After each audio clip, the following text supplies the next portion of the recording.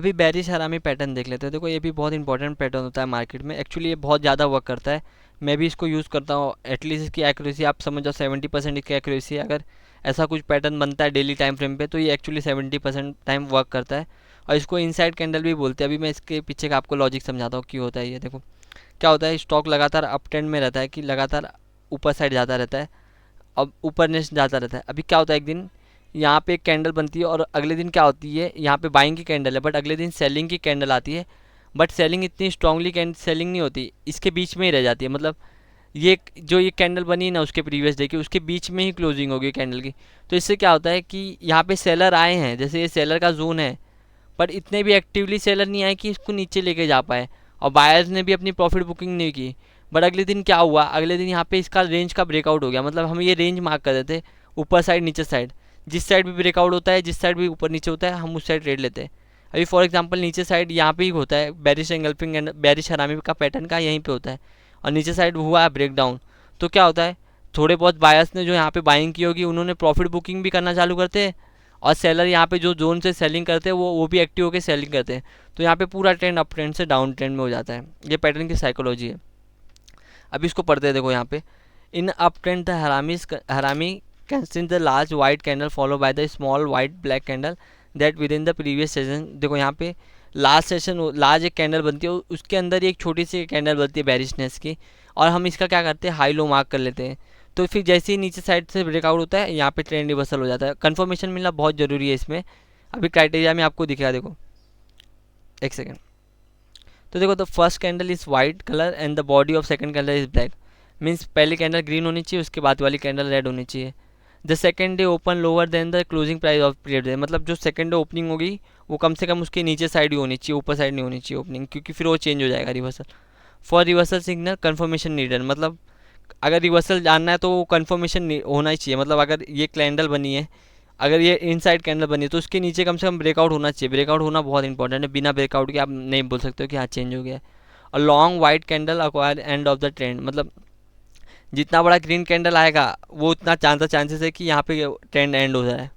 अभी signal enhancement क्या करेंगे, the reversal will be more forceful and powerful if the white and black candle are longer. मतलब जितना बड़ा कैंडल होगा उतना ज़्यादा रिवर्सल टाइट होगा, जैसा मैंने आपको पहले इसका लॉजिक क्लियर किया है क्यों होगा ये।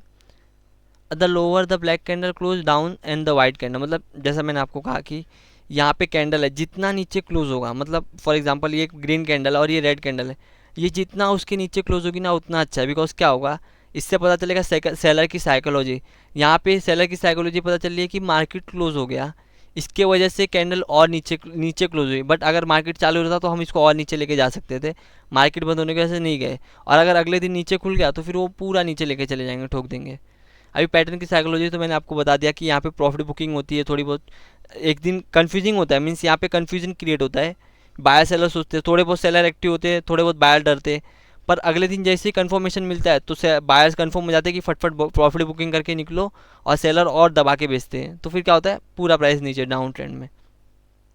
अभी इसका सेम अपोजिट है बुलिश हरामी पैटर्न। बुलिशनेस में क्या होती है कि स्टॉक डाउन ट्रेंड में रहता है, रेड कैंडल बनती है, ग्रीन कैंडल बनती है, उसके अंदर इनसाइड कैंडल बनती है, और उसके बाद ब्रेकआउट मिलता है और पूरा ट्रेंड रिवर्सल सेम होता है।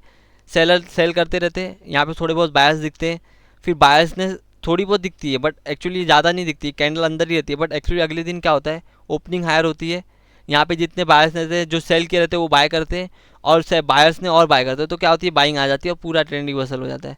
अब इसके भी क्राइटेरिया सेम है। देखो फर्स्ट कैंडल ब्लैक होना चाहिए, सेकंड कैंडल वाइट होना चाहिए। थोड़ा मतलब इसका क्राइटेरिया उसका अपोजिट ही रहेगा बिकॉज ये बुलिश है।